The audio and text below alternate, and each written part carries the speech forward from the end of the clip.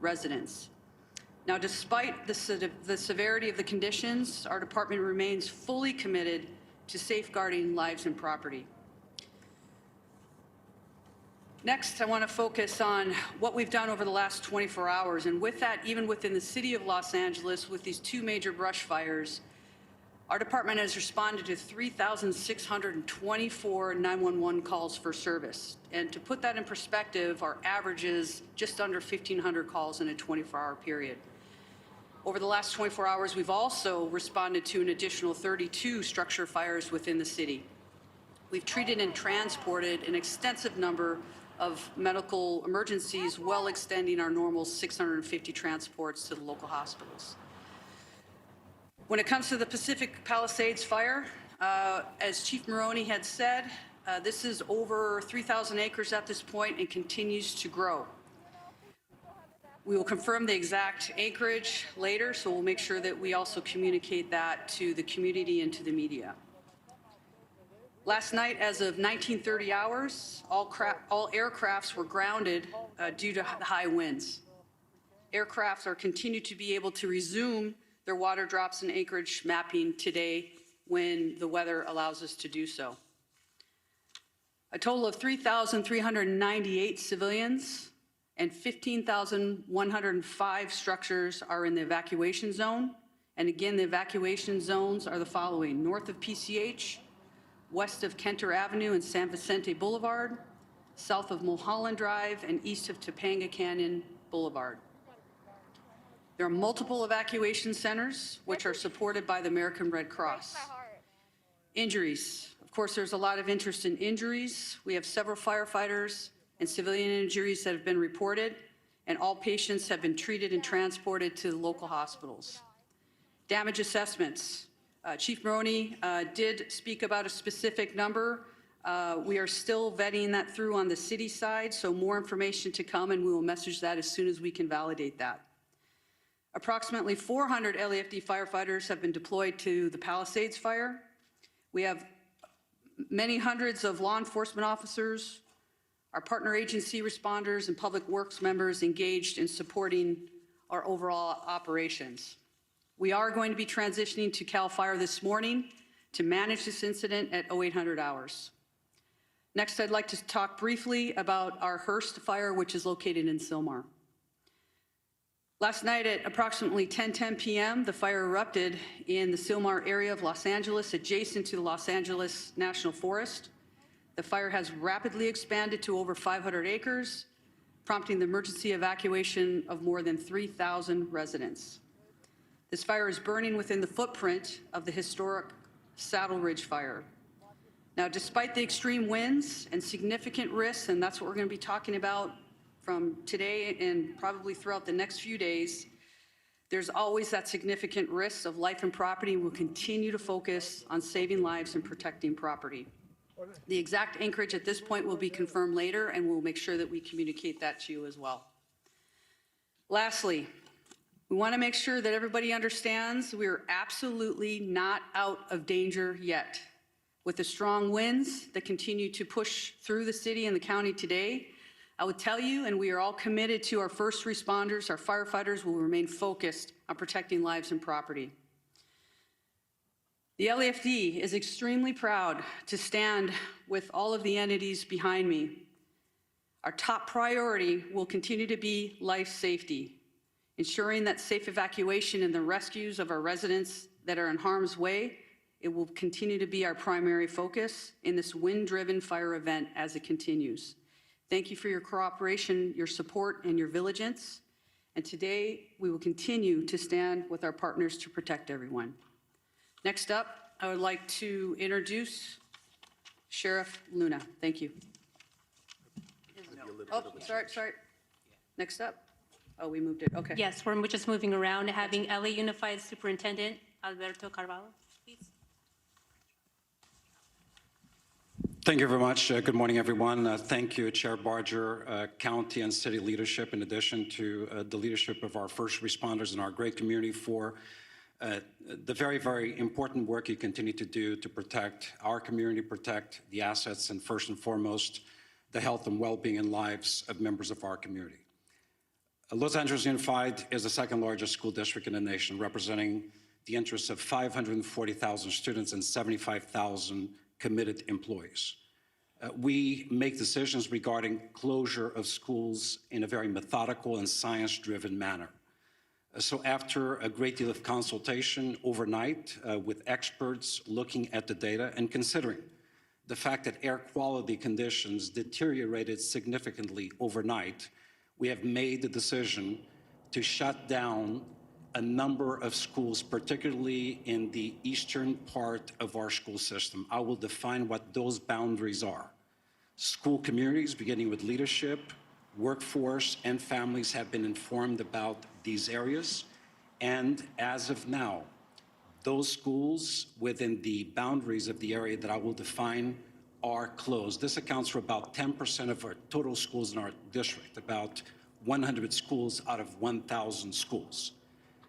The areas that I'm speaking about are schools located north of Manchester Boulevard, Firestone Boulevard, east of 10th Avenue, west of I-710, and south of Highway 134.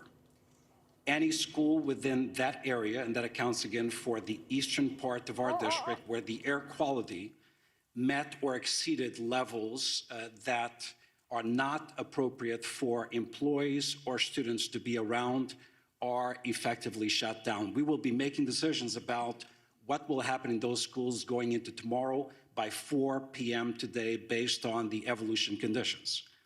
In fact, since we made the decision to shut down those schools, air quality conditions have improved significantly despite the fact that they worsened significantly overnight. I want to speak specifically about schools surrounding the Palisades area. As of last night, we had to shut down 5 schools as a result of mandatory evacuation conditions.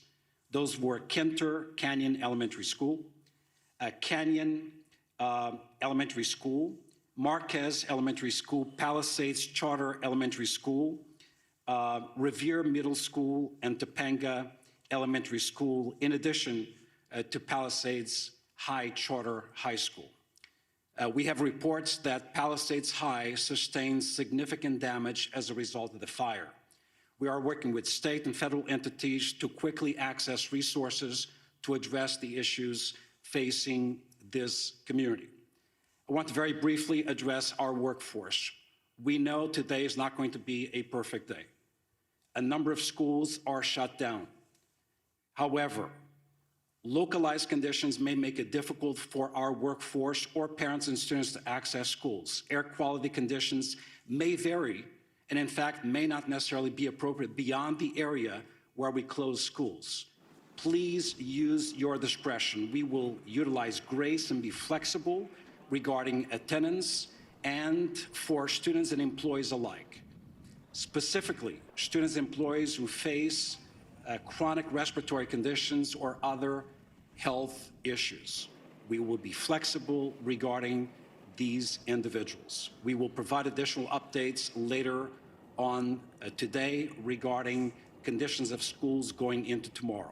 For the schools that are open, recognizing the workforce needs of the parents of our children.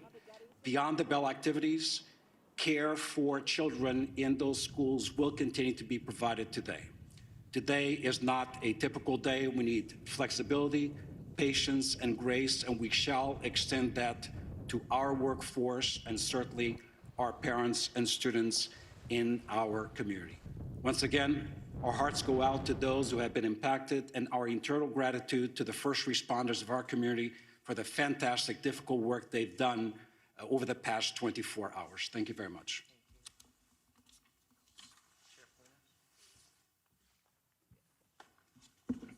Morning. A lot of information to pass on, but please know this. This is a very difficult and challenging situation, but we're surrounded here by people who really care. And we're going to get through this together. That means with all of you as partners in our community. Our top priority continues to be the safety and well-being of our impacted residents, first responders, and all of the individuals involved. But understand that this is a very fluid situation. specifically in the Altadena area.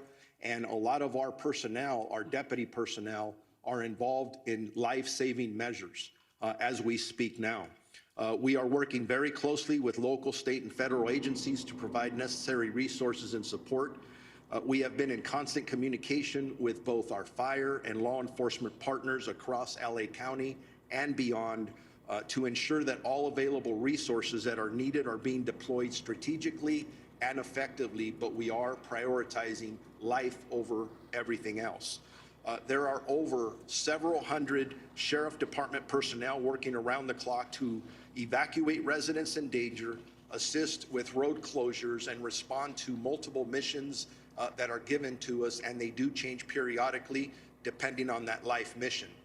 To ensure that everyone is going to be safe or safe as possible, additional personnel will likely be assigned to this fire as this continues to go, and you heard from our fire partners that there is no containment yet. I do want to split it up into two. I want to start talking about the Eaton fire first. Currently, there are evacuation orders in Pasadena, Altadena, and Sierra Madre.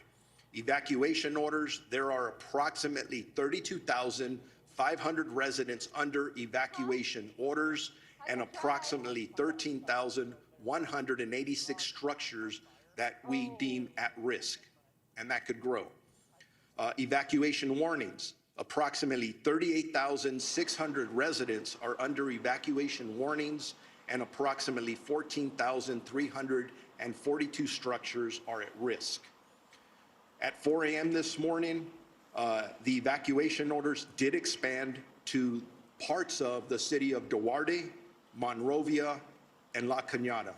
And again, we continue to assess that. That's evolving. That's going to change. So I encourage you to consistently pay attention to all sources of information so you're ready to go when you are given that order, if that does come. As information's changing, even as I was driving up here, even as I'm walking up to this podium, I'm getting messages about several of our employees who have lost their homes in the last several hours. I don't know how many because we are still gathering that information, but like we all live here in Los Angeles County, so we are impacted. So we're going to make sure that within our department, we're wrapping our arms around our employees just like we do with community members. Again, as I was coming up here, I did find out that we did have 2 fatalities in this area. I don't have any specifics. There is a lot of damage out there. We're still in the process of doing these assessments, trying to still save lives. So this information is going to change. The Altadena Sheriff Station itself was evacuated, and it was at least limited on fire. There was some fire at the Altadena station, but we did have to clear out all of our employees out of there. I'm hearing some miraculous stories, and they're just barely coming in, of our deputies who were trying to evacuate the Altadena station, and then residents were running up from different locations around there, asking them for assistance in getting them out of their structures. And from what I understand, they were barely able to get people out before these structures started burning. There's just heroic stories of what our deputies are doing out there from last night and this morning. I want to make sure people know deputies are working to assist residents who are evacuating and continuing to make evacuation notices as we're speaking. They are securing areas that are evacuated, and it's always sad when I have to say this, but part of our responsibility is to make sure that no one loots or steals from our residents, our community members who are already being impacted. And I'm sad to report we made 2 arrests this morning for looting already. So if you are thinking about coming into any of these areas to steal from our residents, I'm going to tell you something. You're going to be caught, you're going to be arrested, and you're going to be prosecuted. Don't do that. Stay out of these areas. It's only for emergency workers and people who live there.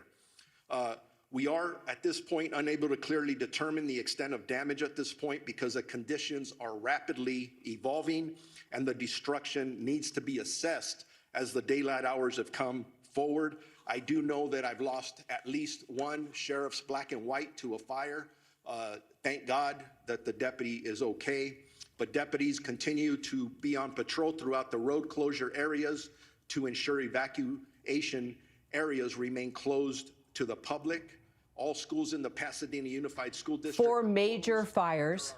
They are all rapidly expanding. Thousands of firefighters on the front lines, thousands of structures destroyed, and now 2 people have lost their lives. As you just heard from the LA fire chiefs, this is not a drill. If you are told to evacuate, evacuate immediately. The mission here, prioritizing life over everything else.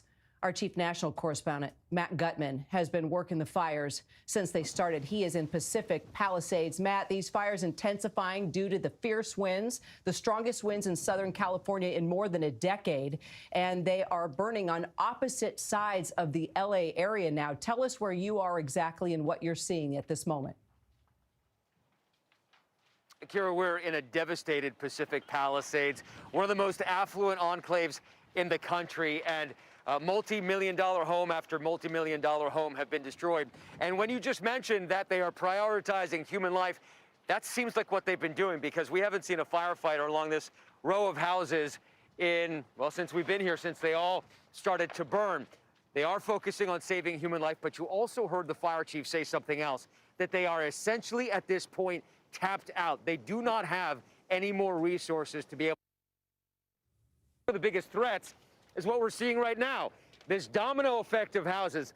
One house ignites, sends embers to the other, which also ignites, and then on down the line, those houses could ignite in the coming minutes. So this is something that we've been seeing time and again, and I just want to give you a sense of where we are. Right down there is Sunset Boulevard, the iconic Sunset Boulevard, the business district and downtown of the Palisades is about a half-mile away. It is obliterated, Kira. We can't get there and show it to you because there's no signal there, but multiple stores, big box stores, supermarkets, the gas stations, the pharmacies, it's all gone, including Pacific Palisades High School, which has been featured in so many movies. This town is absolutely devastated, Kira. And Matt, that leads me to the issue of evacuations. Tell me what more you know about evacuations this hour and the shutting down of highways, the blocking of roads. We have witnessed people actually abandoning their cars, and now bulldozers are being brought out to move the cars out of the road so firefighters can actually get to these blazes. So this is where we were just yesterday, right off of Sunset. We were among the thousands of people stuck in that gridlock on the road trying to get through. And there was so much traffic because this fire came on so quickly, and then people realized how treacherous it was and how quickly they needed to move that everybody surged into the same lanes at once, and then they abandoned their cars because they weren't moving. And then it created a problem for firefighters who had to carve a path with that bulldozer that you just mentioned so that firefighters could actually get in and do their job of battling the blaze. We don't know if there are any casualties in that incident, but there are still many dozens of cars littering the roadway off of Sunset here where people have escaped. And you can see the dents, the smashed bumpers, the alarms still going off from where the bulldozers just nudge them out of the way, Kira. That gives you a sense of the terror here in Pacific Palisades, but there's also fear across LA County. Millions of people are on the crosshairs of this windstorm where a fire could ignite at any moment. And by the way, what is it, 8:30 here? And it's almost as dark as night, Kira. And as you mentioned, local firefighters are tapped out. And then there's other emergency assets that can't help out. The ferocious winds are impacting the aircraft, Matt, right, that are normally used to fight these fires from the air? If you're trying to come to me, I can't hear you. I'm sorry. There is no cell signal here. No problem. This is exactly what happens in situations like this. We'll try and get back in touch with Matt. He has lost cell service, but I can tell you, I'm just getting word now that the White House is now responding, sending in federal assets. 4 U.S. Forest Service large air tankers will now be operating in Southern California with an additional tanker that is now en route. Also, 10 federal firefighting helicopters performing firefighting operations have been sent into the area. We're going to continue to follow follow, of course, all the other states now that are reaching out to Southern California saying that they will be sending in help to fight these blazes. 4 wildfires, nothing contained, 2 people dead. Our coverage continues on ABC News Live and abcnews.com. And a programming note, David Muir will anchor a special edition of World News Tonight from Los Angeles tonight. I'm Kira Phillips. Our coverage continues. This has been a special report from ABC News. I almost asked, should we hug? Well, very stylish, and this is a very in outfit. Isn't it very nice? With Yes. the big pants. I love it. The big pants.